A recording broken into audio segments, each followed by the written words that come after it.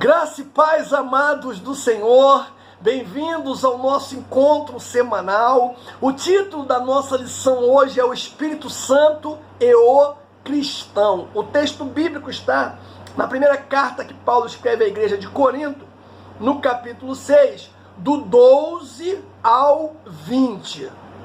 Do 12 ao 20. Eu vou ler apenas o versículo 19, que diz assim: ou não sabeis que o nosso corpo é o templo do Espírito Santo que habita em vós, proveniente de Deus, e que não sois de vós mesmos? Palavra do Senhor. Queridos, nós temos 3 objetivos hoje. O primeiro é dar ênfase ao relacionamento do cristão com o Espírito Santo. O segundo é verificar a importância da experiência pessoal com o Espírito Santo na vida do cristão e na igreja. E o terceiro é conhecer as doutrinas bíblicas sobre a comunhão com o Espírito Santo de Deus. Pois bem, hoje vamos nos concentrar na relação real,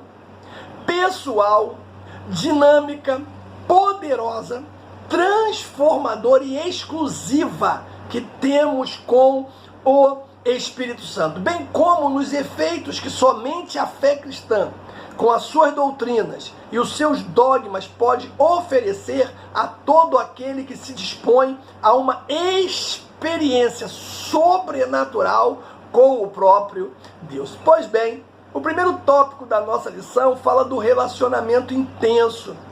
No plano divino, amados, o Espírito Santo desempenha diversas funções.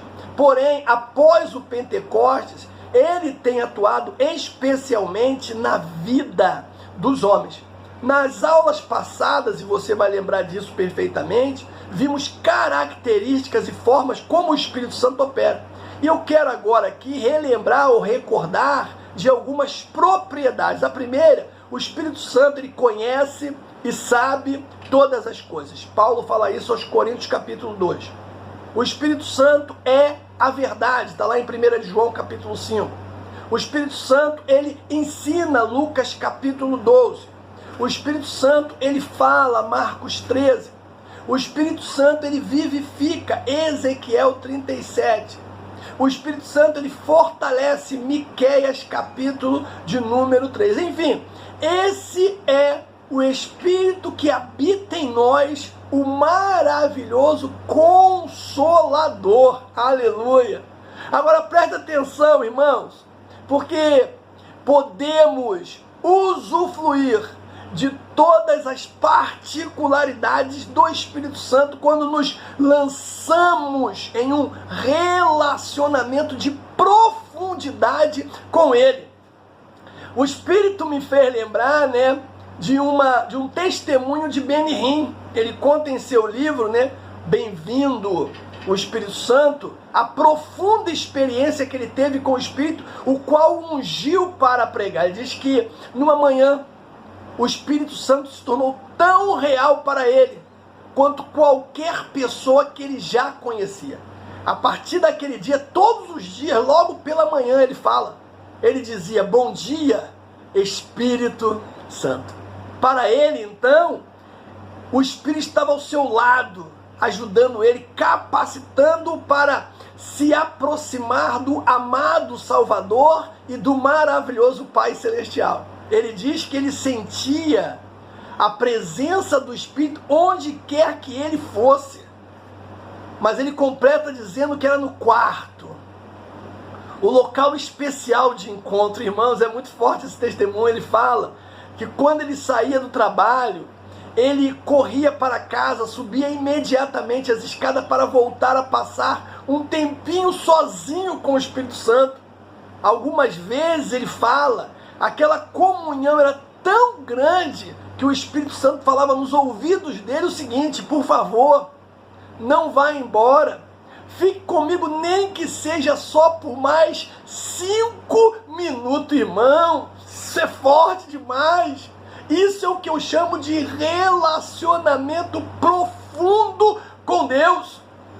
Aí Lewis, diz em seu livro Peso de Glória, que agimos como uma criança sem noção que prefere continuar fazendo bolinhos de lama num cortiço porque não consegue imaginar o que significa a dádiva de um fim de semana na praia. Muito facilmente nós nos contentamos com pouco, cara. Anseie por mais, porque o Espírito Santo deseja ter um relacionamento mais profundo com você. Meu irmão, mergulhe nele, você não vai morrer afogado. Ei, podemos usufruir de todas as particularidades do Espírito Santo quando nos lançamos num relacionamento de profundidade com ele. Também não podemos esquecer que ele é o nosso intercessor. Na aula passada nós vimos que não há dogmas, religiões, credo ou filosofia que consiga prover ao homem uma aproximação real e experimental de Deus. Essa é uma obra exclusiva do Espírito Santo do Senhor. Quem diz isso é Efésios capítulo 2. Ele desempenha, na verdade, um papel fundamental nisso, intercedendo por nós, mesmo quando não sabemos nos expressar ou não sabemos identificar o que realmente necessitamos de Deus. Paulo fala aos Romanos capítulo 8, 26, e da mesma maneira também o Espírito ajuda nas nossas fraquezas, porque não sabemos o que havemos de pedir como convém, mas o mesmo Espírito, diz a palavra, intercede por nós com gemidos inexprimíveis. A expressão gemidos inexprimíveis significa gemidos impronunciáveis. Impronunciáveis por meio de quê? De palavras. Quando a Bíblia diz que o Espírito intercede por nós com gemidos inexprimíveis, isso quer dizer que o Espírito Santo intercede pelos crentes de uma forma que as palavras não podem explicar, nem mesmo ser expressar. E a pergunta é, então, por que motivo o Espírito, ele intercede com gemidos inexprimíveis? A questão, irmãos, é que não sabemos orar como convém. Então o Espírito, quem nos ajuda em nossas fraquezas, até mesmo naquelas que se manifestam quando oramos. Ele é quem apresenta diante de Deus de forma apropriada aquilo que nós não sabemos. Aí vem outra pergunta, mas por que não sabemos orar e dependemos do Espírito, do gemido inexprimível do Espírito? Poxa, certamente a resposta para essa pergunta passa pelo problema do pecado. João Calvino diz que somos tão frios e indolentes em nossa carne que não podemos orar corretamente, a menos que sejamos despertados pelo Espírito Santo. Outra coisa que não podemos esquecer é o convívio cotidiano, amados. O apóstolo Paulo, ele recebeu a revelação de Deus de que o corpo do cristão é o templo do Espírito Santo. Isso ele fala lá aos Coríntios capítulo 3 e também fala aos Coríntios, na primeira carta, no capítulo 6. Isso prova que muito mais do que ser um cooperador juntamente com o Pai, o Espírito Santo busca conviver conosco cotidianamente. É assim que um relacionamento verdadeiro se caracteriza. Diferente, é claro, do período do Antigo Testamento, quando o Espírito Santo ele se manifestava por intermédio de poucos homens. No período da igreja, ele atua de forma integrada em todos nós. Somos o seu templo, morada do Espírito de Deus. Daí a recomendação do apóstolo Paulo: guarda o bom depósito pelo Espírito Santo que habita em nós, segunda carta a Timóteo, capítulo 1:14. Então, o fato de o Espírito Santo habitar em alguém mostra que há um interesse real da parte de Deus em manter uma aproximação conosco. a vinda de Jesus é a maior prova de que ele se preocupa com a humanidade. E mais que isso, que ele quer conviver com a sua criação. Paulo fala isso aos romanos, né? Jesus declarou assim: o Espírito da verdade que o mundo não pode receber porque não vê, nem o conhece, mas vós o conheceis, porque habita em vós e estará em vós. Então, isso confirma a habitação do Espírito Santo no cristão. Outra coisa que não podemos esquecer é a assistência do Espírito Santo. Cara, se existe alguém pronto para nos assistir nos momentos de aflições, angústias e perseguições, ou quando precisamos de uma ajuda para defender a nossa fé, esse é o Espírito Santo de Deus. Essa assistência, na verdade, ela foi prometida por Jesus. Ele disse: quando, pois, vos conduzirem e vos entregarem, não estejais solícitos de antemão pelo que haveis de dizer, nem premediteis, mas o que vos for dado naquela hora, isso falai, porque não sois vós que falais, mas o Espírito Santo de Deus. Então veja que nas Escrituras, né, vemos relatos de que o povo judeu estava sob o domínio romano. O cenário não era nada favorável. Aqueles que não possuíam terra, aqueles que não possuíam dinheiro e nem cargos políticos, né, como nos dias atuais. O povo daquela época, simples, era quem mais sofria, tanto pelas rígidas regras religiosas dos judeus, como pelos pesados impostos que os romanos eles cobravam. Como nos dias de hoje, nos dias atuais.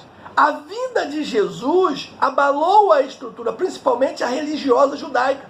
Então, proclamar o evangelho da salvação acabou se tornando uma atividade bem perigosa em certos momentos. Por isso, o Espírito Santo ele apareceu como peça fundamental no plano divino. Ele prestou assistência aos cristãos daquele tempo e até hoje, meu irmão, continua ajudando a cada um de nós. Ajudando em quê?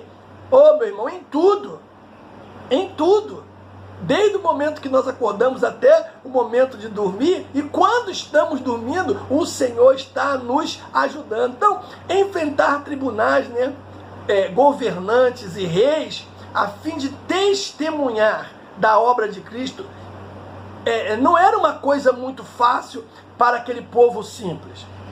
Mas Jesus garantiu que o Espírito Santo ministraria por intermédio de cada um, sempre que houvesse a oportunidade. Irmãos, trata-se de um estímulo a todos os cristãos que desejam testemunhar de Cristo e honrar o seu nome. Se estamos andando no Espírito, não teremos dificuldade em proclamar o Evangelho quando surgirem as oportunidades. Mas ainda assim, se tivermos problema, Ele estará presente para nos ajudar a superar os desafios. É o que João fala no capítulo 15, 26 e 27. Aí nós temos o segundo tópico da nossa lição, que fala da comunhão com o Espírito Santo. Poxa, o último versículo da segunda carta aos Coríntios, irmãos, ele é poderoso demais.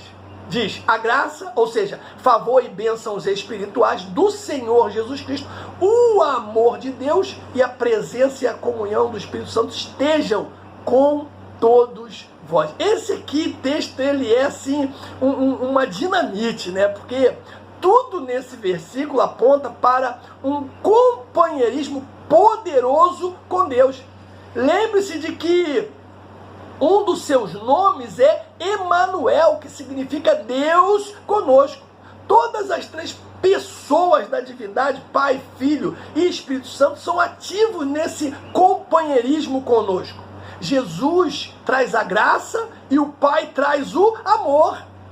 Ambas, graça e amor, são tão potentes que eles só podem se originar da onde? Do próprio Deus. Que diz a palavra? Efésios 2. Pela graça sois salvos. E João 3,16. Porque Deus amou o mundo. Olha aí, graça e amor. A graça do Senhor Jesus nos permite o acesso para o companheirismo com Deus. O amor de Deus Pai mantém essa companhia viva e vibrante todos os dias. Irmãos, o Espírito Santo também desempenha um papel vital na garantia da nossa companhia com o Todo-Poderoso. Sua contribuição é o que nós vamos focar agora. A comunhão do Espírito Santo. A bênção apostólica, meu irmão, destaca um importante aspecto do ministério do Espírito Santo. A comunhão. Aleluia. Segunda carta aos Coríntios, capítulo 13. Então, ter comunhão com o Espírito Santo significa, primeiro, ser guiado, João 16:3. Mas quando vier aquele Espírito da verdade, ele vos guiará em toda a verdade, porque não falará de si mesmo, mas dirá tudo o que tiver ouvido e vos anunciará o que há de vir. Aleluia. Ter comunhão com o Espírito Santo significa ser ungido pelo Espírito. 1 de João. E vós tendes a unção dos santos e sabeis todas as coisas. Ter comunhão com o Espírito Santo significa ser fortalecido, Efésios 3,16, para que, segundo as riquezas da sua glória, vos conceda que sejais corroborados com poder pelo Espírito no homem interior. Ter comunhão com o Espírito Santo significa ser ajudado, Romanos 8. Ter comunhão com o Espírito Santo significa ser ensinado. Ter comunhão com o Espírito Santo significa ser santificados, Romanos 15:16, que seja ministro de Jesus Cristo para os gentios, ministrando o Evangelho de Deus, para que seja agradável a oferta dos gentios, santificadas pelo Espírito Santo. Então, ter comunhão com o Espírito significa também ser renovado e regenerado, como diz Tito capítulo 3. Aleluia! Ter comunhão com o Espírito significa ser vivificado por ele, é o que Paulo fala aos Romanos 8, versículo 1. Veja você que o Espírito é quem produz e aprofunda a comunhão do crente com Cristo. A base dessa comunhão é a expiação do pecado pelo sangue de Jesus, o Cordeiro de Deus. O alvo da comunhão é que Cristo habita em cada vida e exerça a plenitude do seu senhorio. João 15, Gálatas 2, Efésios 2, Apocalipse 3. Agora se liga, meu irmão, nesse detalhe. A garantia da comunhão é assegurada pela palavra de Deus. Ao desfrutar dessa comunhão, o cristão recebe uma nova visão espiritual do amor de Cristo. Esse amor, ele deve ser conhecido e compreendido completamente. Outra coisa que não podemos esquecer é a dependência do Espírito Santo. Meu irmão, se existe uma coisa que nós precisamos aprender no transcurso da nossa vida é depender completamente do Espírito Santo. Ele é absolutamente indispensável para o nosso viver. Eu disse que ele é indispensável para o nosso viver.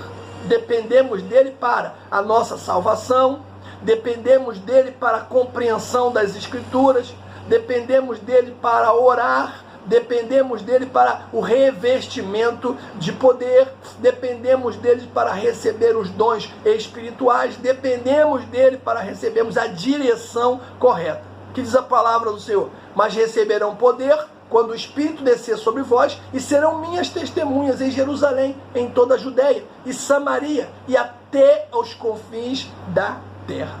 Veja que a igreja primitiva, ela era completamente dependente da obra do Espírito Santo. Os cristãos precisavam que Deus os usasse.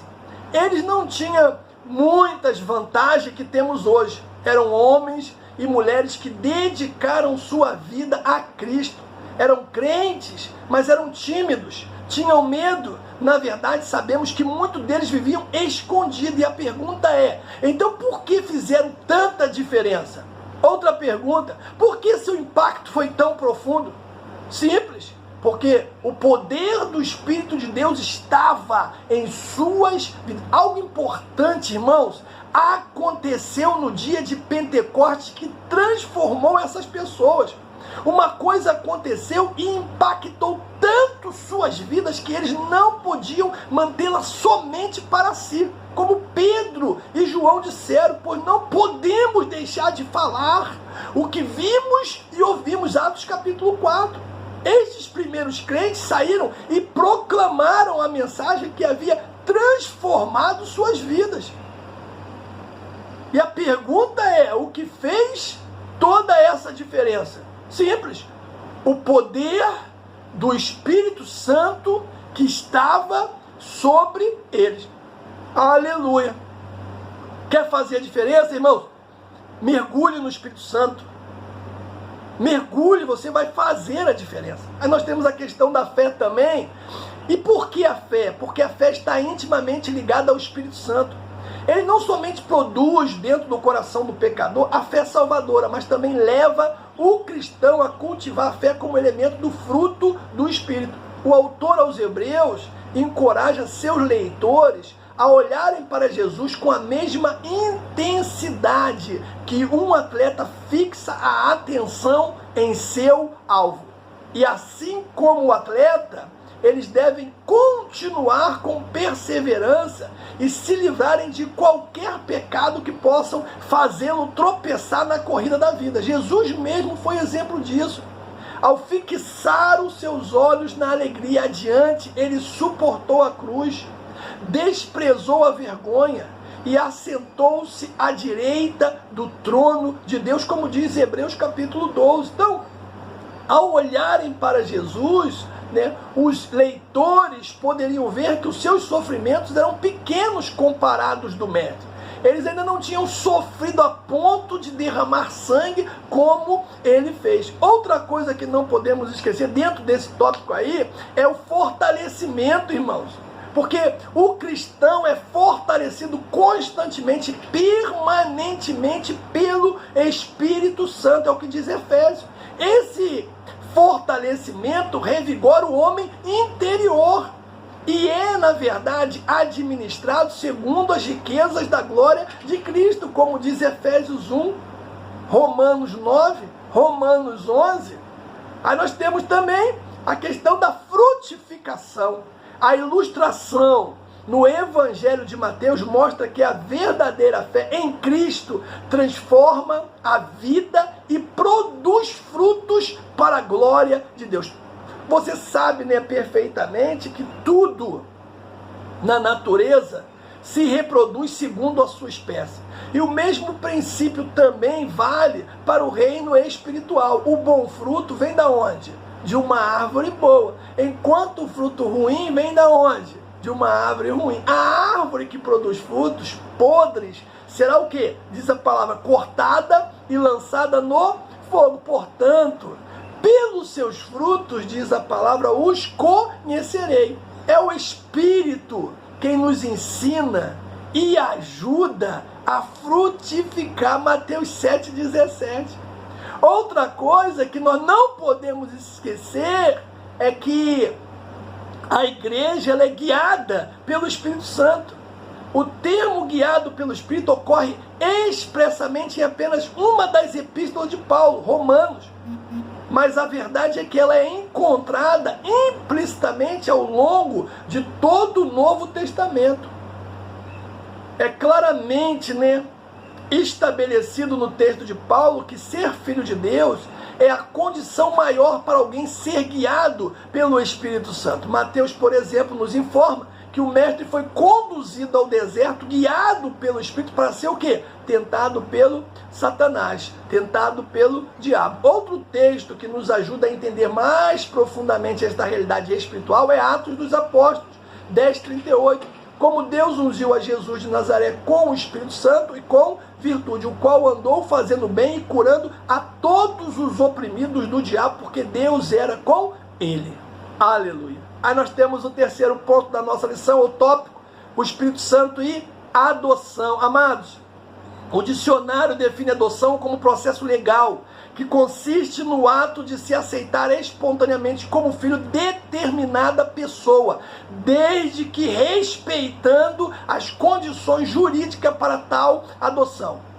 É estabelecida uma relação legal entre pais e filhos, normalmente precedida de um processo judicial. Teologicamente, a adoção é selada e confirmada pelo Espírito Santo, concedendo à pessoa que confessa a Cristo como Salvador o status de membro da família de Deus. A doutrina da adoção é aludida em passagens como Gálatas, capítulo 4, Romanos 8, João 1, segunda carta de Paulo aos Coríntios, capítulo de número 6.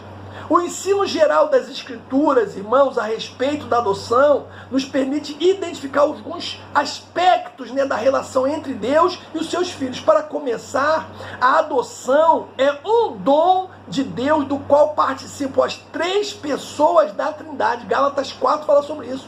É um ato soberano e livre, espontâneo e perfeito, que nos proporciona extraordinários privilégios e solenes deveres. Por meio da adoção, nossa vida de escravidão é anulada e recebemos uma maravilhosa união com Cristo. Gálatas 4, Hebreus capítulo de número 2.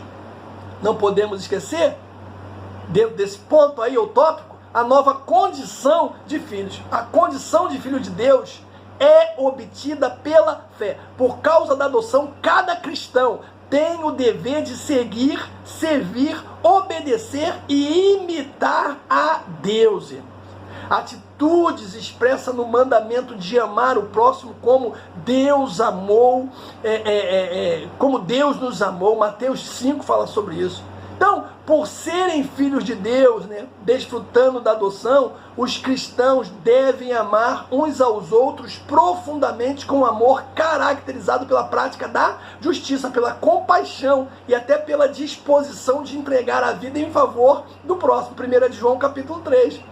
Ao levarmos a Cristo e ao conhecimento da verdade, o Espírito se tornou possível a nossa adoção. Ele sempre trabalhará para que cumpramos nossos objetivos e deveres, amados. Sendo assim, não podemos perder de vista o fato de que a adoção nos faz participantes da herança divina. Essa confiança nos ajuda a triunfar sobre as adversidades da vida e nos faz contemplar a eternidade com serenidade, esperança e fervor. E eu quero concluir a nossa lição de hoje, amado, dizendo o seguinte: nessa lição podemos colocar alicerces, mais firmes e douradouros, a fim de que tenhamos uma fé vibrante na situação real que a igreja deve considerar. Primeiro, somos filhos